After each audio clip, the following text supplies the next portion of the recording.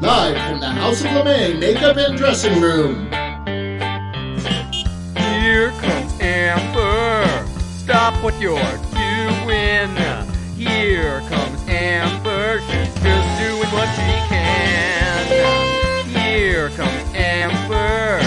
Cue the spotlight. Here comes Amber with 2 drinks in her hand. The matriarch of fashion, secrets to her glasses, you can't look away. Ask her, does she do it? There's really nothing to it. She's got that feminine game. If you have a party, or if you're feeling naughty, call up the House of LeMay. Here comes your favorite gal. Here comes your queen. Here comes the talk of the town. And we're live tonight. The music starts playing. It's time for cabareting. And we're live tonight. Ladies and gentlemen, please turn off all cell phones and get ready for your host, Amber LeMay. Sex party taking place in the priest's living quarters. Priests in Newcastle, England decided that no one would notice them throwing a sex party in one of their cathedrals.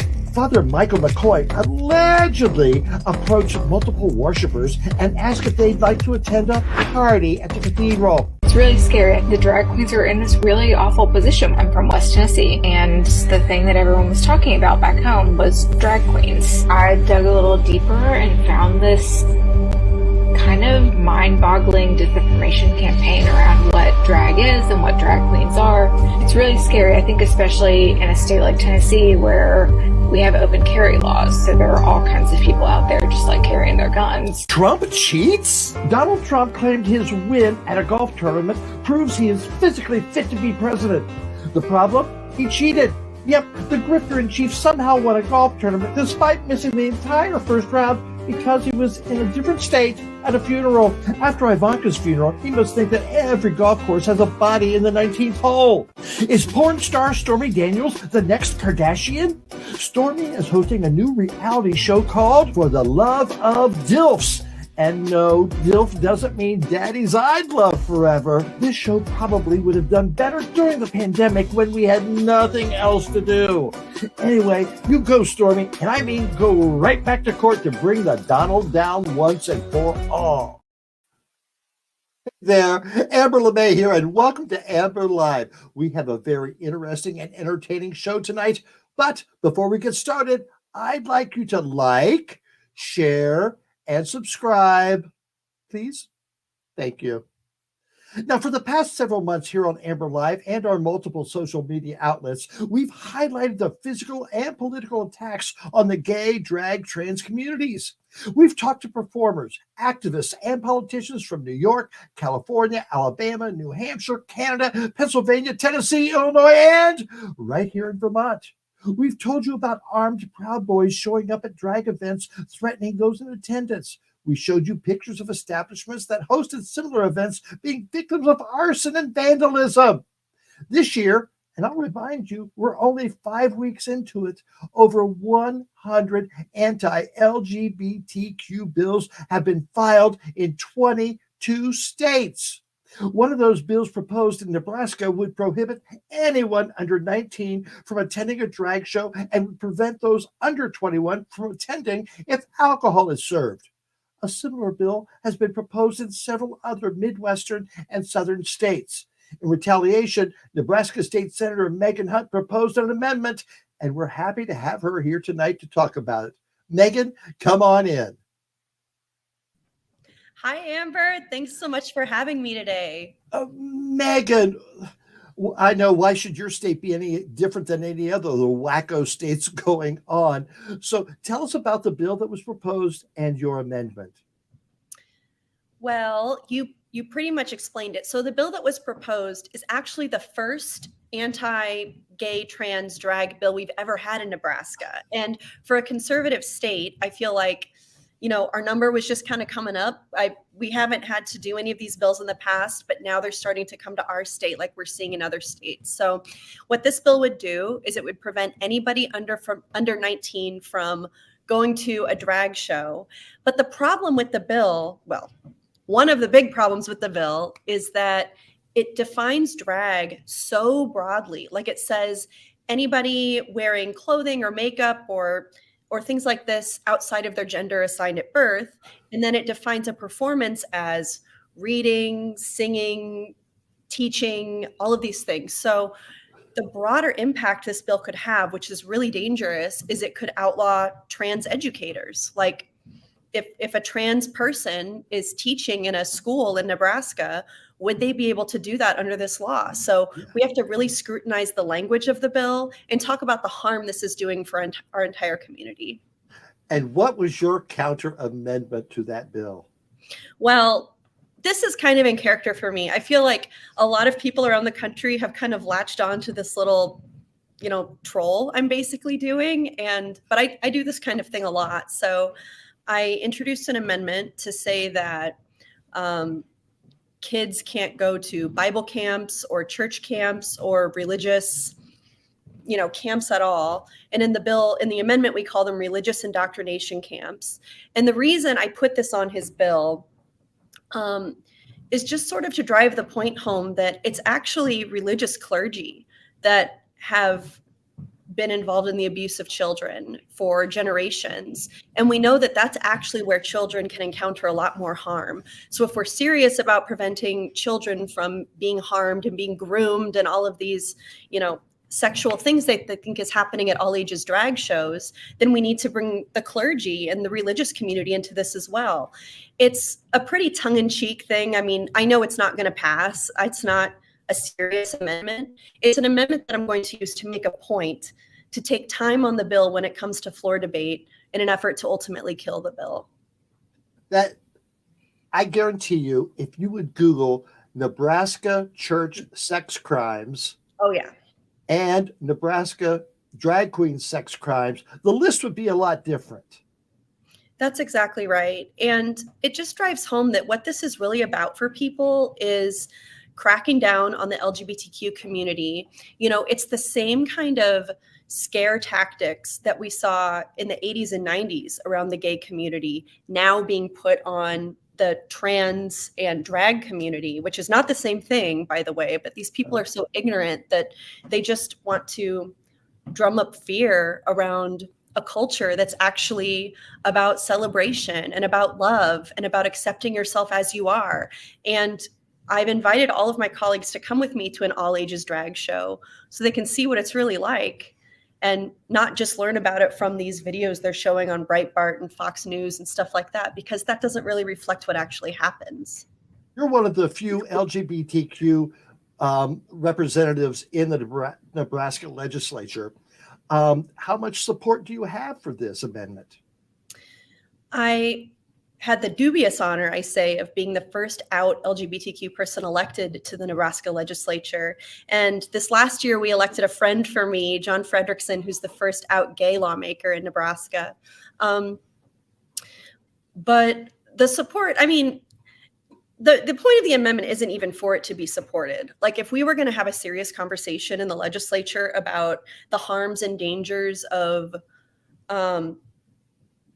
the right-wing religious extremism that we see pervading every aspect of our society, from our public schools to our, houses where laws are made, all of it, that's a different serious conversation to have. So it's not even that I'm looking for support for the amendment. It's that I want people to look at what they're trying to do to the trans and drag community and think critically about, if they're really tackling the right problem, and how hypocritical it is for them to say that the LGBTQ community is really what's dangerous for kids, because there's no evidence of that.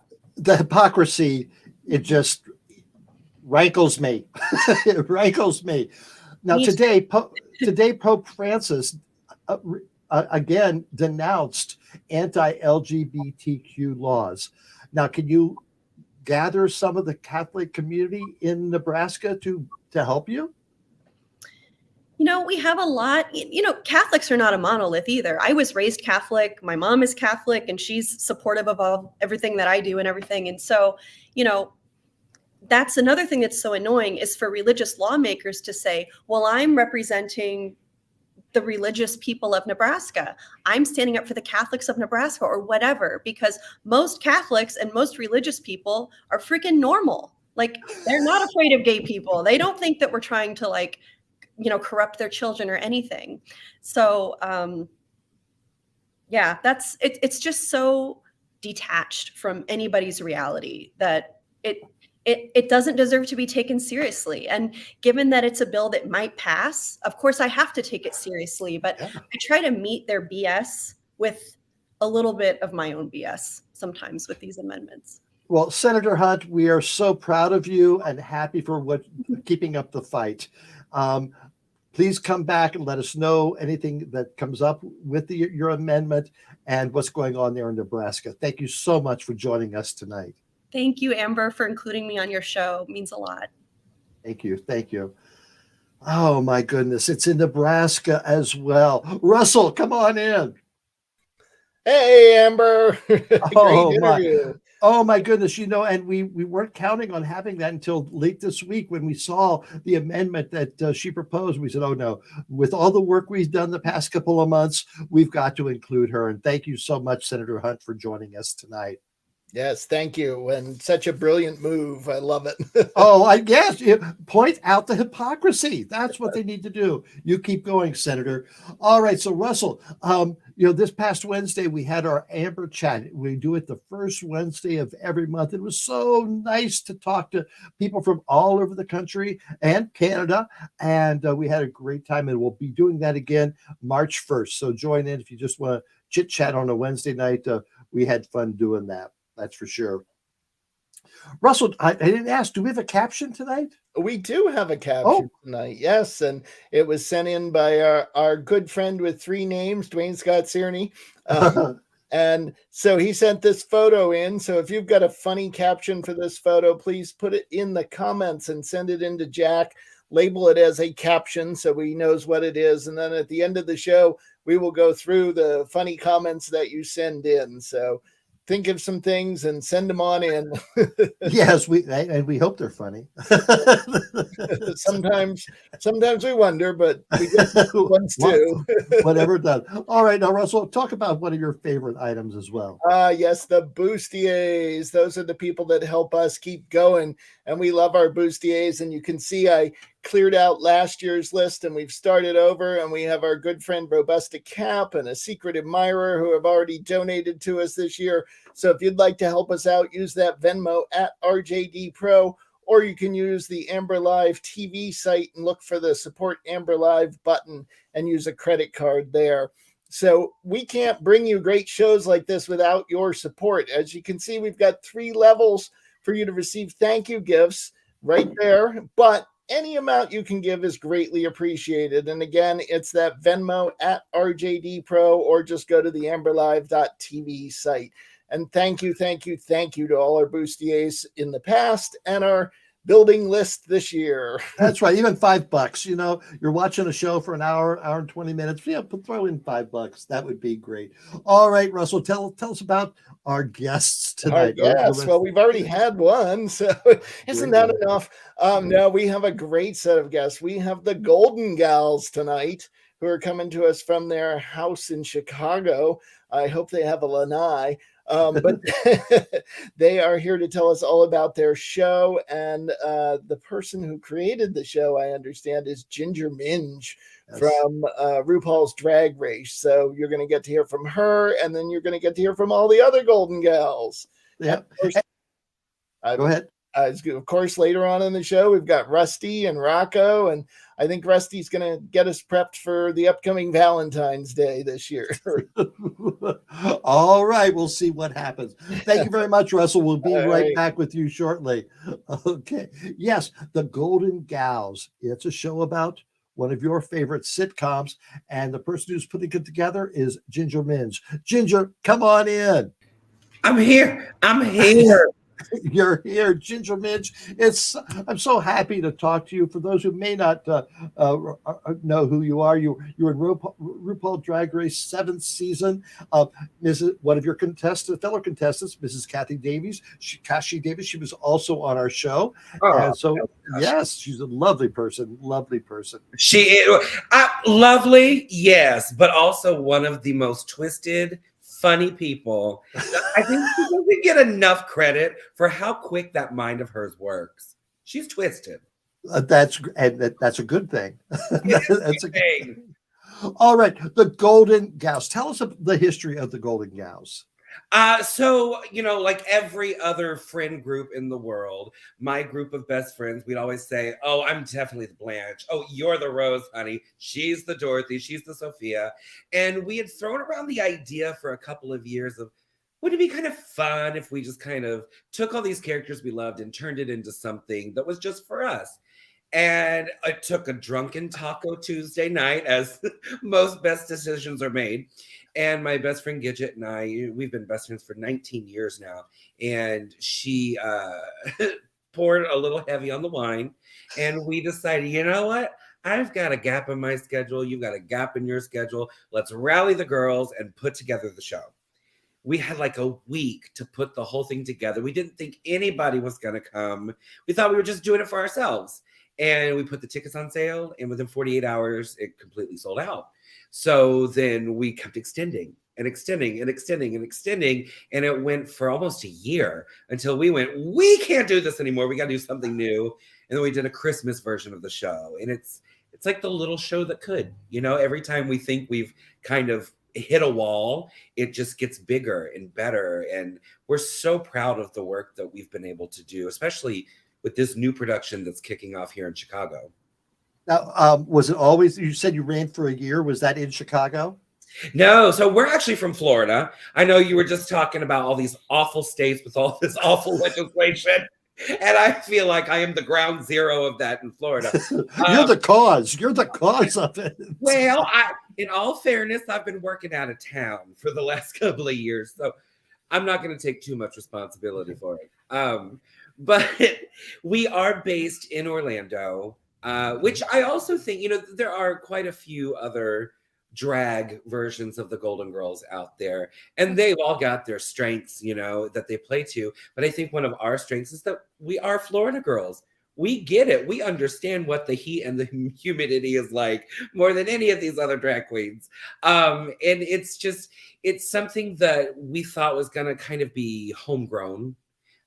We definitely have our fan base in Orlando, but we didn't know that would kind of expand bigger and bigger and bigger. And now we've been offered this 5-week run here in Chicago at the Mercury Theater. We've done 4, we've got 1 left, and the tickets are selling every night and everybody's standing on their feet and cheering. And it's very exciting to get that kind of response when you're not in your own backyard.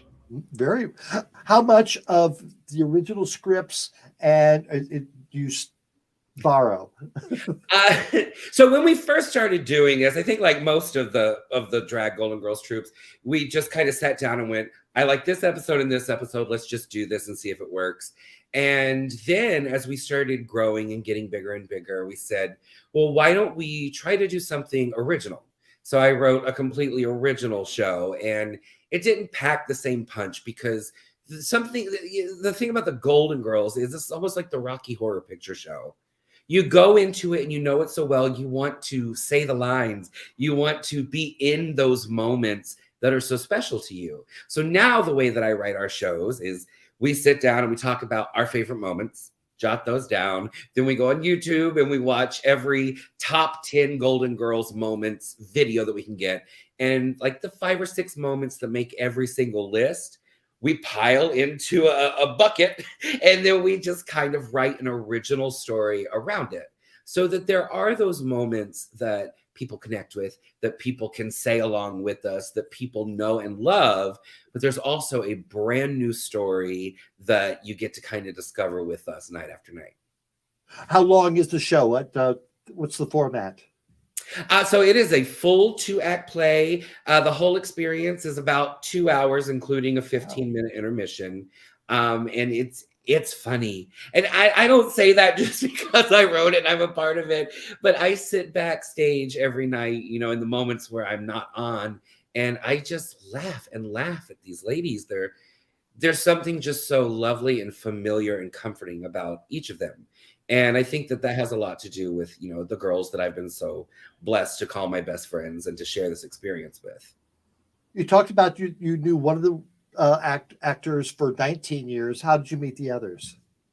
We're all just sister drag queens from Orlando. Divine Grace, who plays our Dorothy, she is B. Arthur come back to life. I swear she gargles with broken glass every morning. She has that voice. And she looks just like her. And we had seen her do B. Arthur just as a guest spot in somebody's talent for a pageant. And we went, wow, she really does look like her. I wonder if she could do the voice. And of course, she opened her mouth and it's like, well, there it is. So we knew we had to get her to come and play Dorothy. And then originally, our Sophia was offered to somebody else who just wasn't interested. And everything works out the way it's supposed to, you know, because Gidget and I were just walking down the street one day and we were like, oh, hi, Adrian, how are you? Do you have a gap in your schedule? Would you like to come do this? She came and read the script and it just, all the pieces fell into place. And I couldn't imagine having anybody else do any of these roles. How exciting. And we're going to meet the rest of the girls in just a little while. But right now, we're going to take a little break. Be right back with you, Ginger Minj. Thank you Just don't so tell much. them I said anything nice about them, please. No, I won't. All right. All right. As we said earlier, Valentine's Day is coming up, and Rusty Peen has some ideas for you. Take it away, Rusty. Thinking and drinking with Rusty Peen. Where the fuck did I put my beer? Oh shit. It's here the whole time, dude. Welcome to another episode of Thinking and Drinking. I'm your host, Rusty Peen, from the Beaver Pond Doing It Yourself Club. Because if there's one thing I know about, it's doing it with yourself. Dude, today on Thinking and Drinking, we're drinking a Miller High Life. Dude, it's the champagne of beers, and it's like champagne in a glass, alright, but in a can. It's like the glass of cans, bud. And dude, now's a good time to mention that High Life is in no way sponsoring the show, but dude, I'm drinking your shit all the time, High Life, so, you know, world of free advertising, bud. Dude, we'd love to have you sponsor the show so we can drink more of your fine champagne products, bud. Dude, happy Valentine's Day, bud. Dude, if you think that I don't know shit about Valentine's Day, well, I got news for you, dude. Some of my best mistakes have been made on Valentine's Day. And if you don't believe me, I got about a baker's dozen worth of Peen pods running around with my name on them, bud. Now, dude, there's some people who think that love is something that only exists between a man and a woman. Well, dude, that ain't true at all. There's all sorts of kinds of love. There's love between two chicks. That's pretty sweet. Dude, there's love between two dudes, and that's cool if that's what you're into, too. And dude, if you got an orgy going on, then there's something for anyone to hold on to, bud. Hot Peen tip. There's the kind of love that you can get in the alley behind Nectar's. Dude, there's all sorts of mistakes that you can make at What Ails You. There's the kind of love that you can get on a bus, on a roof, in the back of a car at Overlook Park. Dude, there's all sorts of kinds of love. Hot Peen tip.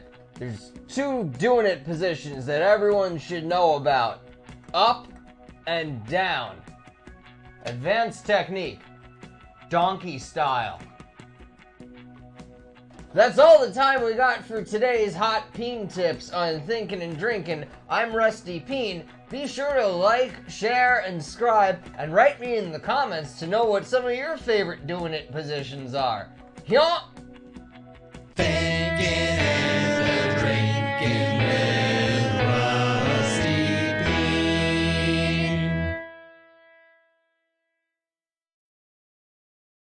Happy Valentine's Day, Rusty. Very funny.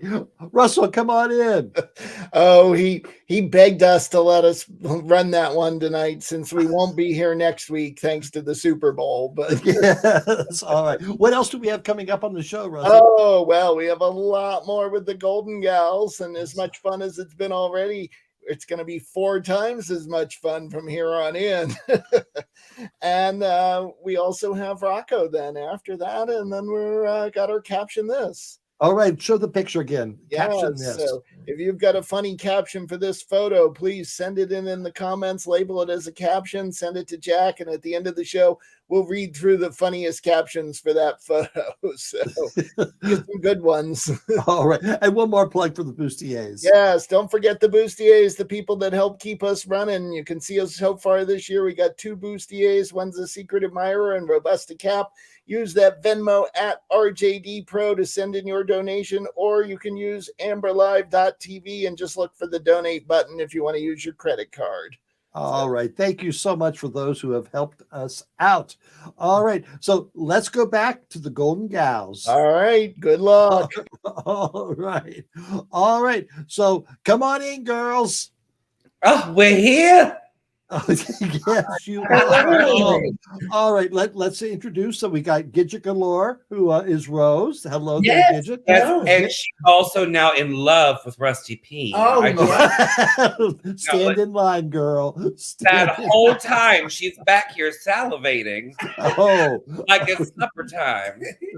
Oh, you have to watch on our website all the Rusty Peen episodes. I sure will. Okay, and then we have Mr. Ms. Adrian as Sophia. Hello there. Gorgeous. It's nice to meet you. How you doing? I'm doing well. And Divine Grace as Dorothy. Of course, Dorothy is right up there in front. Back off, girls. It's Dorothy's Well, she's time. so tall. If we let her stand up, you'd only see her from the nipples down. All right. So how long have you opened up? How many weeks ago there in Chicago? So we've just today finished our 4th week of performances. We have a 5th week next week. That's our final week. And then we kick off our national tour. How many weeks of rehearsal did you have? A week would be very sweet to say. We had about 3 days of rehearsal. I know what you're talking about. But that is a lot more than we usually do. So when we first started doing our shows, we don't just do the Golden Gals. We've done the Munsters live. We've done Roseanne live, Gilligan's Island, and we're getting ready to do Designing Women at some point. Okay. I definitely see Designing Women. Exactly. But usually when we do these shows, the entire process is 10 days. We build the set on day 1, we rehearse the show on day 2, and then we open it in front of an audience on day 3 and run it until the end. Oh, you are hoofers. You are good. Yes. Well, the one thing that is nice about it is that it never gives us a chance to really feel like we get stale. And we were honestly a little concerned about doing such a long run leading into an even longer national tour with this, because we were like, oh my gosh, we never have this much time to really settle into the show. And it's been really fun to kind of find new little bits and pieces every night to keep it fresh. That's why we keep telling everybody, if you liked what you saw this week, come next week. It's probably going to be a different show. It's the most direction we've ever had doing any of these shows. But since the beginning, our ensemble, we just seem to understand each other's timing very well. And so it's just naturally a very good fit, I think. Yeah. So Divine, how would you, in one word, how would you describe Dorothy? Sarcastic. That's the thing I love most about her. Dorothy is, I always say she is the audience.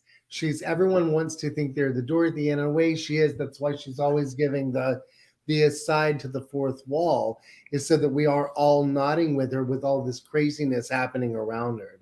But she has all of the punchlines and none of the setup. I love it. Gidget Galore as Rose, do you have a favorite St. Olaf story that either that was in the show or one that you've created? Sure. Well, I actually love the one that we have in this show. We're set in a hurricane, so the weather is so bad outside of our house.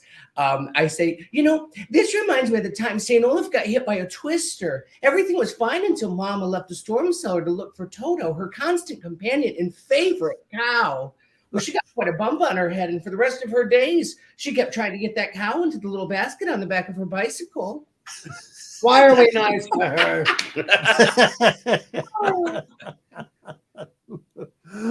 Mr. and Ms. Adrian. Okay, Sophia. Tell us a favorite Sophia moment for you. Well, I'll tell you. So I'm the youngest in the cast by a lot. It's just the By a truth. lot. Just like in real life. And just like in real life, Estelle Getty was the youngest. And I think my favorite thing about her. So I know how over it I am as a 28-year-old, just sort of with the state. Next. Like add 60 years to that, and she's at this beautiful age where she can just say everything that's on her mind, and she gets away with it because she is the truth, and you can't escape the truth of Sophia. So she inspires me that way. I worship her for that, and I just love that when I get to put this hat on, I actually get away with it. Well, and the thing about Sophia, which is a lot of people don't get it right, is because she's not mean. She's not mean. She's just very direct, and she's matter of fact, and she feels like she is entitled to it because she has earned that. And so it's a really fine line that I think that you have to walk as Sophia, so you don't come across as just bitter and angry at everybody. Well, and and now finding a much softer side of her in this production that we're doing with more of a theater audience, because when we're performing, we started in a gay bar that had a theater, and they wanted me to be mean. Oh yeah, they wanted me to be on my back the whole time. So they wanted. So it's really nice now finding like a very human like love story between these four women, which is why the show worked for so long and has resonated for so long. Being that young, okay, you are, I'd say maybe 10, 12 years younger than the rest of the cast. How has that helped you as a young performer, being around more senior performers? Well, seasoned. Seasoned. You're salty. You're salty. I'm telling you, it is the best education. When I'm off stage, there's this little rip in the curtain, and I peek through and I watch because I'm getting the education of my life. I'm working with 3 entertainers that I absolutely worship their careers. I worshiped them before they knew who I was, and I continue to worship them. And it's a master class getting to watch Ginger write, direct, and act. It's a master class getting to see how she is B. Arthur brought back to life on stage. It's a masterclass to see how Gidget not only is Betty White as Rose and everything we love about her, but also she makes all of our costumes, all of the details. It's just such a love. It's such a love project for all of us. So to get to share, and all of them are telling me how this is, the most fun that they've had in their career. And this is my first national tour. This past year, I just won my first national pageant. So as Miss Comedy Queen. She is our reigning Miss National Comedy Queen. Gidget Galore was Miss Comedy Queen 2007. I was 2012. I'm coming for you. Yeah, she's coming for it now. But yes, right there, Cougar fan says, Adrian, my love, Miss National Comedy Queen. Hi! Oh my Of course. So, tell us more about the National Comedy Queen. Is that? Oh, it's a spectacular system. It's a national system, and we're based in Orlando, Florida. We have prelims all over the country now. Now we have a prelim in Puerto Rico. Actually, right when I get back from the freezing cold of Chicago, I'm heading to Puerto Rico to crown our first Miss Puerto Rico Comedy Queen, coming to nationals in March. So it's been a whirlwind. It's been a wonderful whirlwind. I have done pageants my whole career. I mean, before Drag Race, pageants were really kind of how you made your name and got it out there, and you would get the work to travel outside of your area, and I've won 2 national titles, But I always go back to Miss Comedy Queen because there's something so different about it. It's very special. It's not about how much money you can spend or how beautiful you can model somebody else's clothes. It's about how funny you are and how personable you are And creative. and creative. And that's what drew all of us to that pageant. And we keep going back and back and back every year. We try not to miss it as former Miss It's like Comedy a family Queens. reunion. It's a family reunion. When I was competing, and I think you'll attest as well, like there's no backbiting in that pageant. You are literally cheering everybody on. Day one. And that's exactly what Golden Gals feels like for us. It's like we're not in competition with each other. We're all here for the same goal, to be the best we can be and have a good time doing it. Well, we're going to talk more about your tour, but we have to take a quick break for one of our sponsors. We'll be right back. Every time I go to visit Upper Beaver Gash, I always think, why don't they have great shops like we do down in Beaver Pond?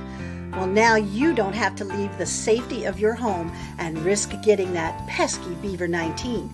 You can shop at the Amber Live store right off the interwebs. And it's a better shop than Peggy's Plump and Proud. Oh, but don't tell her I said that. She's still giving discounts to the Beaver Pond players for the costumes.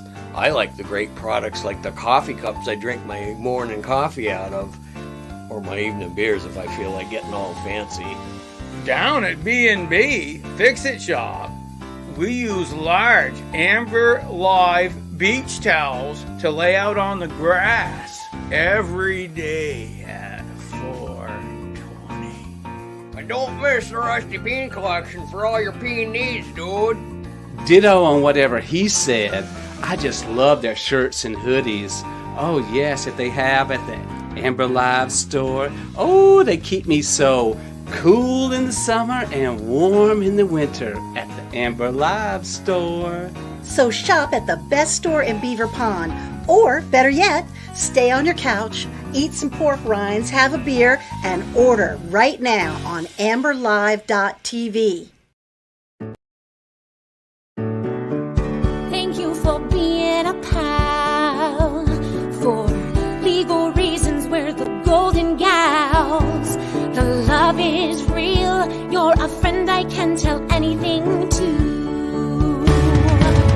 And if you held a soiree and everybody that you knew was invited, you would find the largest package would be mine, and the name tag on it would say, thank you for being a pal.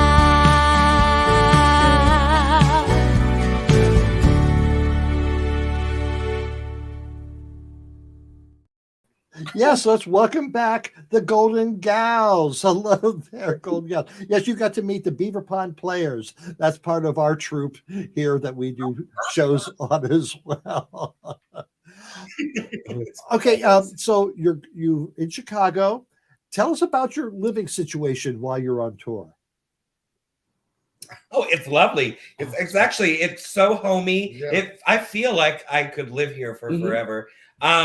A lot of times on tour, you know, you kind of get stuck in hotel rooms, but we were so lucky when we came through doing Hocus Pocus in October here. We found this lovely Airbnb, which is just a couple blocks from the theater, and it's a house. And each floor, each of the 3 floors is a different apartment. So we just got the whole house, and that's what we're doing. We're having slumber parties every night, eating popcorn and watching TV. Oh, I was wondering, okay, if you get 2 hotel rooms, who's going to pair off with who? You know, who's the snorer? Who's the snorer? Everybody. Well, look at this cast. We are the portly players. We all have sleep apnea. Yeah, I know. My CPAP. Okay, what's the best thing about touring? Being able to do what we do and entertain, I think is, we love the group that we're with. We love the product that we put out. So being able to do it with your best friends and just look out at that audience and just know that they're having a great time, and we get paid to do it, we're not working if it's that much fun. That's sweet, but I call bullshit. We love the food. We do Oh love my it. We God. love the every city. especially here. Oh, But I So would tell say me, what do you mean you like the food? Tell me about the food. What do you like? Everywhere we go, it's like just a different type of cuisine. And so usually you can find us on the internet going, hey, we're going to be in Charleston, South Carolina in 2 days. Where should we eat? Where do we eat? And if there's and it 15 suggestions, we'll go to all 15. We had four different kinds of fried green tomatoes in 2 days. So. And loved them all. Oh, good. Okay, what's Yay. the worst? What's the? Oh, go ahead. No. One of the perks about touring also is having done this show so many times in the Orlando area. You have a fan base. You've got a crowd they know what they're getting and they're geared up as soon as they walk through the door. I love that we can walk into an audience of strangers. Oh, not strangers. They all know this one. But they don't know me in advance, right? Which is very exciting. And so when they get excited, it's just, I hate to say this, but it's just a validation of the product that we're putting huge out. validation. Yeah. And also to Ginger's credit, like the show really is, she's written an ensemble piece. And, you know, at no point do any of us feel like, and, you know, we're going on tour with Ginger Minj. I was ready to be, I'm like, just back up, girls, back up. I was ready. But it's a beautiful ensemble piece that really celebrates all 4 characters. And it's, yeah. Okay, so what's the worst part of touring or the least pleasurable? I miss my cat. I miss my dog. I do. My least favorite part, honestly, is just the smells. If I'm going to be completely honest, because sometimes, you know, you're working, doing so many shows, and you're sweating. And here in Chicago, it's been so cold outside, which is great. And then you get inside, and everybody freaks out because it's chilly outside, so they turn the heat all the way up. So you're sweating, and just everything smells, and it's moist, and it is not good. What are some of the cities that you're going to be touring in?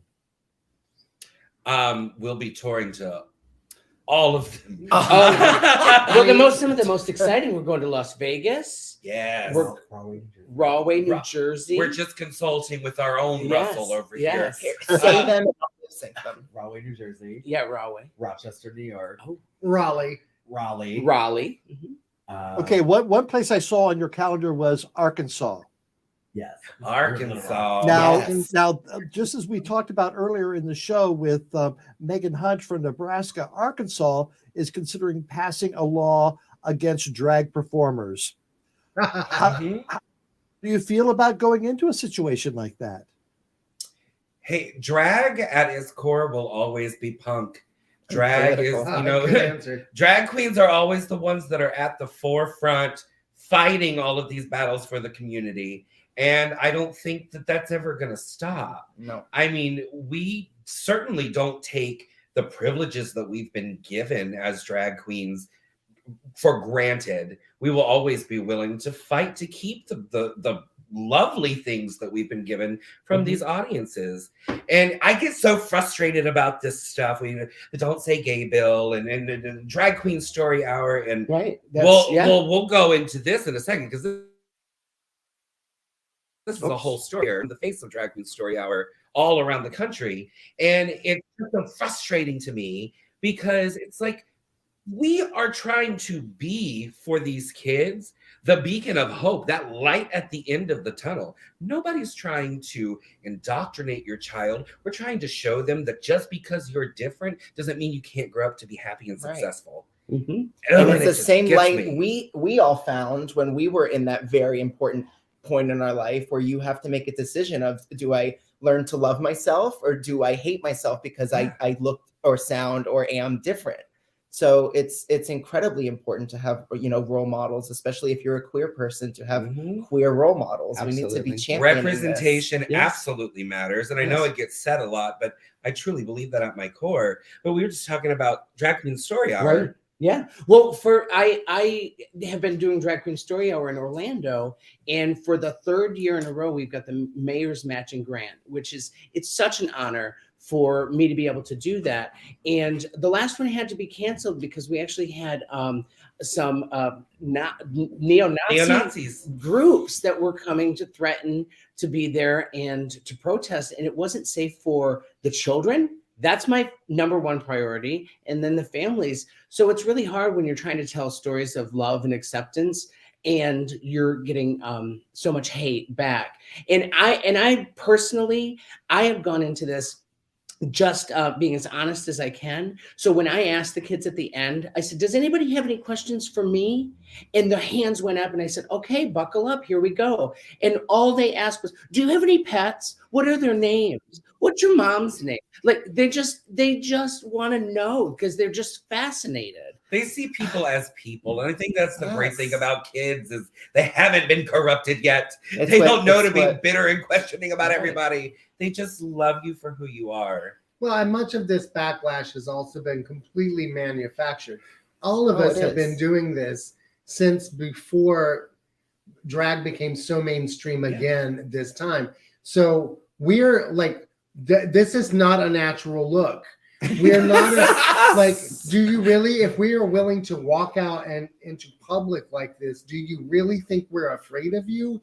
No. We ride into battle with our high heels on. I'm not afraid. That's what Rue always said. One of the few things that Rue said that I really just love and agree with is every time somebody puts on a wig and heels and steps outside, they're making a political statement. Yes. And I think that it's not something we take lightly. Mm-hmm. And we will always combat hate with love, but we are definitely going to combat it. And I think that going into a place like Arkansas, we know that there's going to be pushback because of it, but we also know how important it is for those people who need to see us and need to experience us, that we do show up for them. That's where it's most important. Yep. I think. Well, thank you so much for not only enlivening us about your show, but about the statements you're making and being out there happy and proud and doing some great entertainment. Thank you so much. And if anything happens in Arkansas, take some video and we want to see it. Well, you're the first call I'm making. Thank you for being our friend. I need some cheesecake. I need to have some. We got some for you, honey. Just come get it. Thank you so much and have a great run. Thank you so much. Thank you. That was a great entertainment, fun interview for us. All right, now, who else have we heard from? I think Rocco Zamboni. Rocco, come on in. Yeah, me. You haven't heard from me yet. No, and you've got your Amber Crew pin on there. Thank you very much. I leave it on all the time. Why not? Why not? Shopping with it. So, Rocco, you still have some difficulties with your throat tonight. Hey, you believe this? I don't know what's going on. I think I need a voiceectomy. Yes. So what do you want to talk about tonight? Well, to put it quite simply, balloons. Because, we got that Chinese balloon that's been flying all over America, taking pictures of people sunbathing out in the snow. And I think it's a little nuts. But, that's me. Personally, I think it was really just a new thing DoorDash is doing. They were sending me my egg foo young, and then Biden comes and says, "Oh no, we're gonna shoot that balloon down," and it popped the damn balloon. Well, my curiosity is, why wasn't it caught earlier on radar or whatever we have that would capture things like that? It took some people in Montana looking up and going, "Hey, what's that?" Well, they got that special balloon technology that defies all sorts of radars. Ah. And the best part about Biden shooting it down? No. It decreased inflation. It brought it down. Oh, Rocco. What the hell? So yeah, this was I took notes and I don't remember what I wrote. You know how it is. Anyway, so this balloon, it's flying around, they shoot it down. And now they're saying there was 3 of them that came over in America when Trump was in office. Like, how many damn balloons are flying over this country? Those must be pretty powerful balloons to fly across the Pacific Ocean. No kidding. Not to mention the fact that who the hell is still using weather balloons? They got drones and satellites and shit. But I did hear something about they just found another balloon flying around. But this time, oddly enough, it's flying around Vermont. Oh, yeah? Yeah, Russell, I think there's some footage of this thing.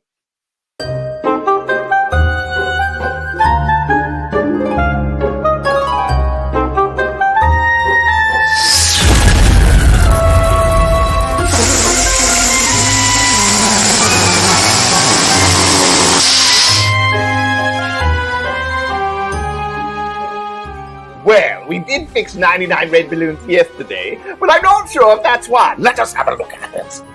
Ah, yes! Look here, Mortimer.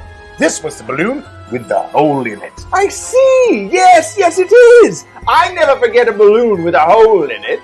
He's a very holy man! Oh, Randall! That's That's I a don't scary recall balloon. that. I don't know, don't let it go to your head. Oh, well, Champ will eat well tonight. Yeah. Oh, boy. So that's So, Rocco, really it. how did you survive the cold weather snap that we had over the past couple of days? It's called blankets and a heater. I don't go outside in that cold stuff. Not unless there's a snowmobile involved and a couple of ski bunnies. Then, all right, let's go. Let's go. Rocco, now I've heard some stories that you may be coming to Vermont in a couple of weeks. Is that true? I think this is going to happen. I want everyone out there to know Rocco's going to make an appearance at Drag Ball this year. And guess who he's staying with? Guess who I'm staying with? Amber herself. It's going to be what they call somewhere in this country a hootenanny. A hoot. It'll be a hoot. It'll that's be a for sure. hoot. All right, Rocco. We'll see you in 2 weeks live here in Vermont. Thank you so much. All right, thank you. See you guys later. Watch out for them balloons. Yes. All right. All right. Let's bring Jack in. Jack. No, bud, Jack. he couldn't make it. Oh, we got Rusty. We got Rusty tonight. Dude, Oh, what? I Rusty- don't know. I want to know why everyone's freaking out about all the balloons that are flying overhead. They say that they're from China. Dude, have you ever bought a bag of balloons before? Are you talking condoms or what? No, I'm asking. Yeah, Just I'm say sure I yes or have. No, have you ever bought a bag of balloons before, Amber? Yes, I have. Where do you think they come from, dude? They come from China. Why are we freaking out now? Balloons have always come from China since the 1970s, bud. So, all right, Rusty, have you been keeping track of the caption pictures? Yeah, bud. We got 3 comments. Only 5 Three? more. We got Only 3? We got 3. I can count to 3. Starting All right. with Big J says, a tooth drink. A tooth drink. Dude, how much cash do you think you could get for putting something like that out under your pillow for the tooth fairy, bud? Like I a buck don't and a know. half? I don't know. Okay, dude. Malta Scott says, this is a beverage I can sink my teeth into. Ah, thank you, Malta Scott. Dude, that's pretty sweet. Dude, we got one more from Josh P, who's around here somewhere. He says, dude, where's my coffee? All right. Well, I think we have a late entry here. Late entry. Yeah, dude, Johnny says, that's nasty. Dude, it's like if your coffee's super hot and it'll bite back. It'll That's bite my back. contribution. Ooh, my. Oh, my. Well, thank you very much, Rusty, for sticking in or coming in tonight for in place of Jack. We appreciate that. Yeah, So, dude, you can take a bite out of that, bud. The hits just keep on coming. Russell, come on in. Hello. Hello. Dude. Oh, Russell, what a great show. Oh, it was. My goodness. Yes, thank you so much for arranging that. The Gold Growls were fun to talk to, and Megan Hunt couldn't get more current than that tonight. Dude, Yeah. she really trolled those fucking House and Senate people, dude. That's sweet, bud. Way to pull the rug right out from underneath those fuckers, bud. I agree. I agree. Whatever I'll you send said. her that comment, Rusty. Yeah, bud. Straight from the horse's mouth. So, Russell, what's coming up in the next couple of weeks? Oh, well, next week, as I mentioned earlier, is the Super Bowl. So we're going to take the night off rather than compete. And, every once in a while, Amber needs her beauty sleep. So, Dude, you gotta watch a week's worth of football movies, starting with the ultimate football movie, Flash Gordon. And if people on Sunday night think they got to have some Amber, go to YouTube. Everything's there. Lots to watch. And then the week after that, which will be Drag Ball Week, we will have a show. And we will have the incredible cabaret artist Honey West. Oh, that was a great interview we had. That's a recorded interview. That was a lot of fun. And then tomorrow, Amber, we are recording another interview that will show that week with the trans handyman, who is a TikTok star with 2.2 million followers, who is a home maintenance specialist. Yes, and Wait, Wednesday dude, night. we're doing it yourself tips. Yes, Rusty. Maybe you could hook up with them. I don't know, but maybe you could. But Wednesday night during Amber Chat, we asked the people on there to send in some questions for the handyman, and we're going to be including those in our interview. Mm-hmm. So that's what's coming up. Oh, sweet, dude. Quick question, bud. Oh, is it Russell's birthday this weekend? Not this weekend, next weekend. Yes. Right up there, bud. February 11th. Send Russell all the cards in the mail. Yeah. And Lawrence, her birthday's coming up on Wednesday. Sweet. That's a February birthdays, bud. In lieu of my birthday, you can do what's right beneath my name there. Donate to Amber Live using the Venmo at RJD Pro, and that's how you can send me a birthday gift that will make me very happy. And mine's in 2 weeks, so you can add on to that as well. Exactly. Yeah, dude, give him some money so he can stop haranguing me about sending in new thinking drinking episodes. Right. And can't wait to see everyone at Drag Ball. Well, thank you, Jessanne. I hope to see you there. Yes. All right. Well, thank you so much tonight. Great show, everyone. Yes. Thank you. Thank you, Rusty. Thank you, Russell. Dude. The two Russes there, Rusty and Russell. Thank you so much for watching tonight. We'll be back live in 2 weeks, but keep checking us out on YouTube. Thank you very much. And hey, Boog and Shug, what you got for me this week? I just want to point out that I ate a whole pound of bologna during the show, and my breath still doesn't stink nearly as bad as the show does.